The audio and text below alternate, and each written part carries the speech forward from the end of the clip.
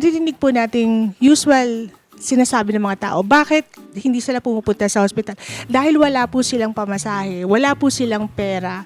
Minsan ang sasabihin po nila, hindi kami makapunta sa hospital kasi may trabaho kami. So, with Governor Monmon Gico, papalitan po niya yon by giving incentives. At the same time, nache-check pa po sila. So, ang programang ito ni Governor Gico ay talagang nagre-reach out. Hindi lamang po sa mga tao na nandiyan lang sa syudad, kung saan nasa flat lang ang areas.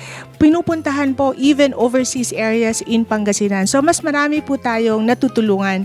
At ang mga tao, they really go there because they really want to be enrolled sa PhilHealth.